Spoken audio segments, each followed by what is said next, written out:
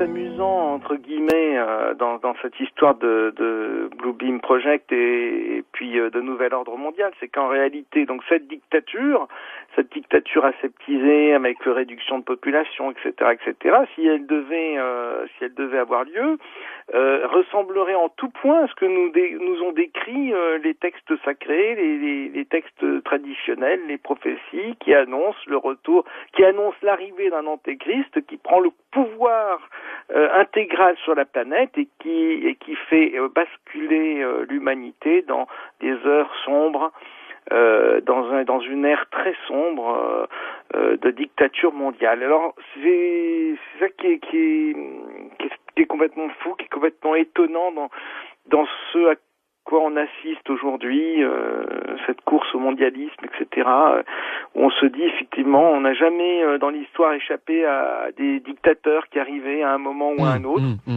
Si demain on a un nouveau Hitler qui arrive, ça va être très chaud parce qu'il aura tous les moyens technologiques pour ne jamais perdre le pouvoir derrière. Parce que le grand danger, il est là finalement. C'est-à-dire qu'on a eu toujours des dictateurs, mais qui avaient des gens qui se battaient contre lui. Mais là, si on se dit que tous les gens qui sont les plus grands de ce monde vont se mettre d'accord pour finalement diriger la planète, c'est-à-dire qu'ils vont être une dizaine ou une quinzaine à diriger le monde, ça va être l'horreur, c'est-à-dire qu'ils vont avoir les moyens technologiques et les moyens financiers.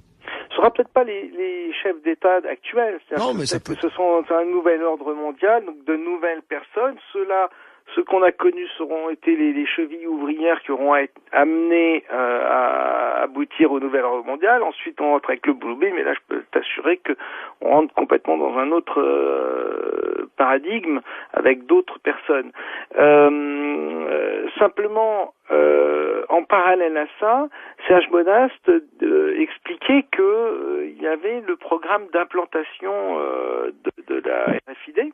Ouais. Alors la puce RFID, d'ailleurs ça a été voté, je crois, aux États-Unis. Ça y est, c'est accepté. C'est-à-dire qu'en fait, au départ, c'est pour que chacun ait sous la peau une puce qui, lorsqu'elle sera scannée, permettra d'avoir le tu sais, quand t'es A positif, son groupe sanguin, toutes ces informations médicales. C'est ça au départ. Au départ, c'est ça. Mais Serge Monast, quand lui en parle, il explique bien d'autres possibilités. Bien sûr. Sur cette puce. Déjà, on peut être localisé partout. C'est-à-dire qu'à n'importe quel moment, du coup, on sait ce que vous faites et avec qui vous le faites presque et où vous êtes. Absolument. Donc à partir de là, surtout si vous avez un gouvernement mondial et que la Terre est unifiée, comme le souhaitent les politiques, à ce moment-là, il y a plus nulle part où se cacher. Puisque d'abord, avec l'implant, on sait où vous êtes, et qu'ensuite, vous n'avez aucun pays qui va vous accueillir. C'est quand même. Alors Mathieu est en train de me dire que ça existe pour certaines boîtes de nuit. Ouais, t'as dans des boîtes de nuit en fait, ils te mettent une puce dans le bras pour que tu puisses rentrer dans le carré VIP en fait. Quoi ? Ça existe déjà pour les boîtes de nuit. Ouais, j'en ai entendu parler à la télé. C'était il y a 2 ans, un truc comme ça déjà. Et c'est assez flippant. Tu passes ton bras comme ça devant un lecteur et c'est bon, tu peux rentrer. Bien sûr, les gens se font implanter pour ce genre de choses. Bon, on a commencé ça avec les animaux domestiques. Plusieurs sociétés privées, dont Aéroports de Paris, ont déjà distribué ce type de badge à leurs employés. Comment éviter le piratage des données personnelles ? Les défenseurs des libertés individuelles crient à l'imprudence et à l'intrusion dans la vie privée. La nouvelle carte sera officialisée en juin prochain. Elle sera obligatoire et payante. Oui, les moyens d'identification et de contrôle électronique sont de plus en plus précis et suscitent beaucoup de questions. Voici un exemple un peu extrême, mais qui pourrait faire école. En Espagne, pour fidéliser leurs clients, certains établissements leur proposent de se faire greffer une puce directement sous la peau. Reportage Jacques Cardos, Thierry Breton. Attention, cet homme est porteur d'une puce électronique. Implantée dans le bras, elle lui permet d'avoir accès au carré VIP. Comme un produit de supermarché, les clients sont barcodés et la puce contient leur crédit consommation. Ainsi, dans cette boîte de Barcelone, il y a ceux un peu vieux jeux qui dansent encore avec un porte-monnaie et ceux qui n'en ont plus besoin. Légalisée depuis 1 an, cette greffe est même proposée à l'intérieur de la boîte contre 125 €. L'opération ne dure qu'une vingtaine de minutes. D'abord une petite anesthésie locale, ensuite la puce est greffée sous la peau et reliée à un compte personnel, un peu comme un compte bancaire. Je ne sais pas pourquoi j'ai voulu faire ça. En fait, c'est peut-être parce que tout le monde l'a. Et puis, c'est pour savoir comment c'est. C'est juste pour ça. Cette puce qui vient des États-Unis a obtenu un droit de commercialisation à condition de ne pas détenir d'informations médicales. Facile à implanter, n'importe qui peut donc s'improviser infirmière de boîte de nuit. C'est plus facile que de faire un piercing. Et ceux qui font ça n'ont pas spécialement d'autorisation. Et de toute façon, je me sens capable de réagir en cas de problème. Une centaine de consommateurs a déjà opté pour l'identification électronique. Un seul petit problème, pour se faire retirer la puce, il faut subir une intervention chirurgicale. C'est le même principe que pour les femmes qui se font implanter une pilule contraceptive. Au bout d'un an ou deux, il faut bien l'enlever pour en faire poser une autre. Reste le problème du pistage éventuel des clients, car la puce permet aussi de suivre un individu par satellite, ce qu'aucune législation n'interdit en Europe.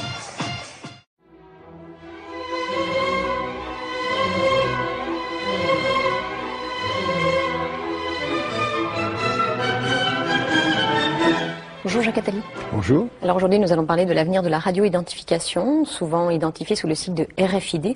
Alors qu'est-ce que c'est ? C'est une méthode pour mémoriser et transmettre des données qui sont stockées sur des radioétiquettes composées d'une puce électronique et d'une antenne, qui permet de recevoir et répondre aux requêtes radio émises depuis un émetteur-récepteur. Alors ces radioétiquettes, elles sont introduites dans des produits ou collées sur des objets, mais elles peuvent aussi être implantées dans des organismes vivants.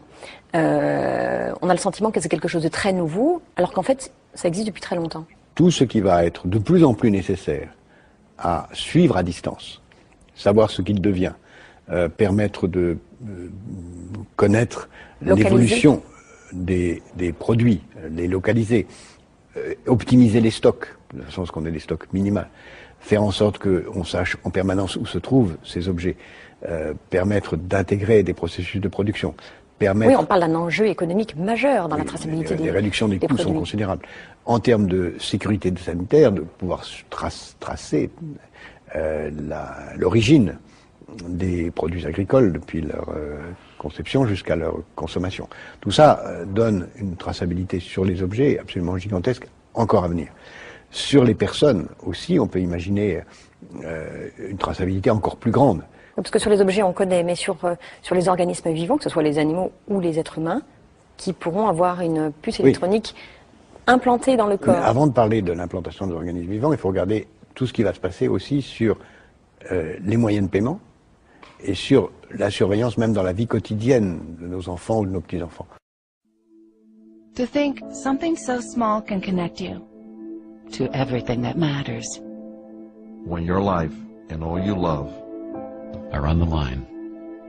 HealthLink is always with you when every second counts in the emergency room, providing immediate access to your medical records. Because Bob has trouble remembering all his medications. Because I'm in love with my kids' kids.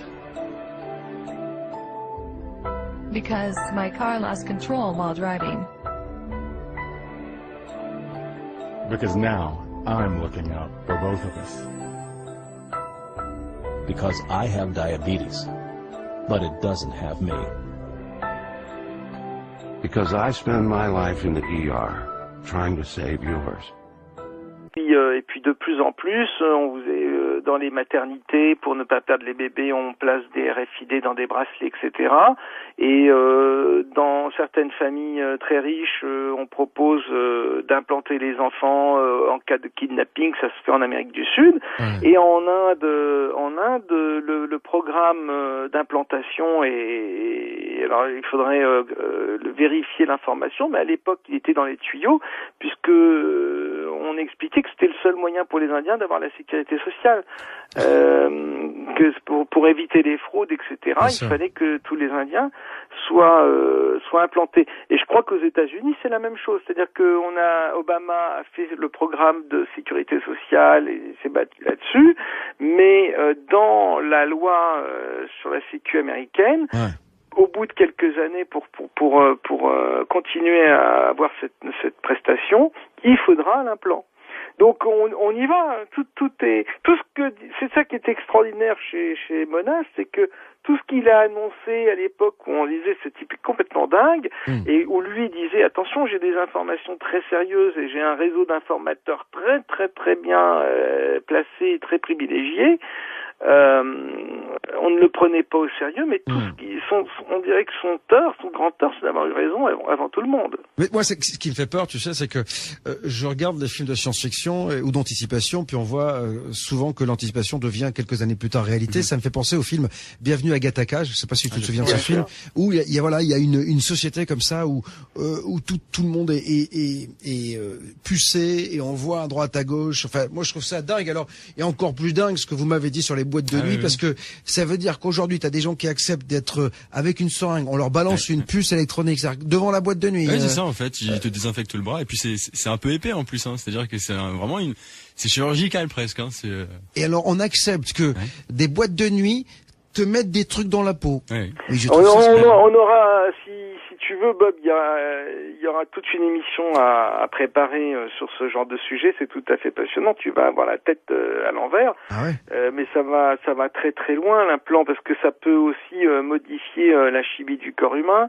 Bref, on peut imaginer au bout d'un moment dans une dictature que cette puce-là est carrément une programmation et qu'elle implose quand t'as arrivé à l'âge de 30 ans. Auquel cas, là, tu rentres dans le film L'âge de cristal. Hein, puisque L'âge de cristal ne montre rien d'autre. Tu as un diamant dans la main. Je sais pas si tu te souviens de ce film-là, un peu vieux, où ce sont des gens vivent dans une ville qui est à l'abri de la pollution, etc.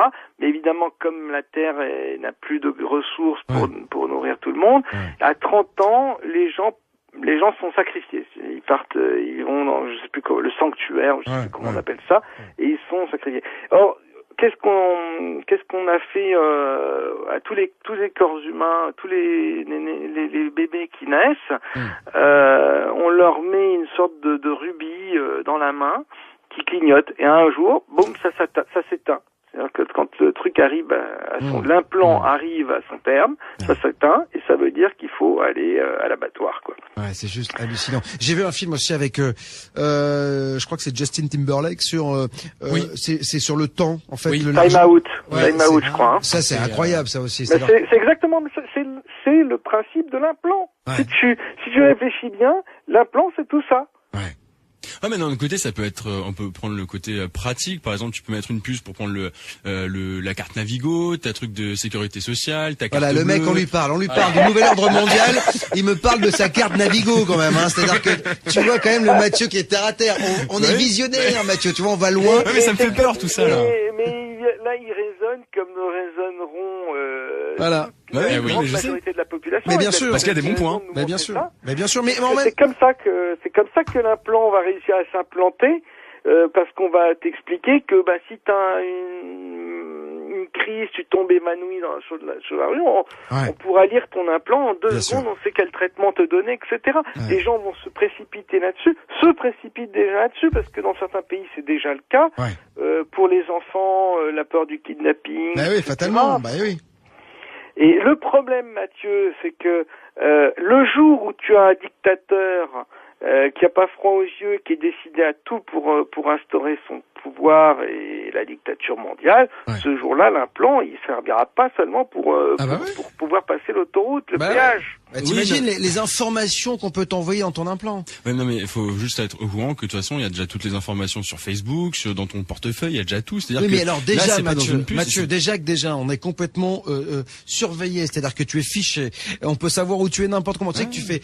Il y a quand même des mecs qui pendant la guerre se prennent des missiles sur la gueule alors qu'ils sont dans un chiotte, tu vois, quelque part dans le monde. Mais les mecs savent où il est et le missile a été envoyé à des centaines de kilomètres. C'est-à-dire qu'ils savent où, ce qu'on appelle la guerre chirurgicale. Quoi qu'il en soit, donc t'imagines déjà ce que ça fait. On imagine que si d'ailleurs notre subconscient va accepter tout cela, parce que tu sais, il y a quelque chose qui est très intéressant, Rock, c'est que est-ce qu'à un moment donné, notre nous va pas refuser ça? Est-ce qu'on va, tu sais, on dit souvent on ne connaît qu'une partie de notre cerveau, mais est-ce qu'à un moment donné, il va pas se réveiller en se disant mais arrêtez? Est-ce que tu crois qu'il va y avoir un réveil? Il y aura un pourcentage de personnes qui se réveilleront. Après, pour le reste, moi, je ne sais pas. Je me pose des questions quand même sur le fonctionnement des masses.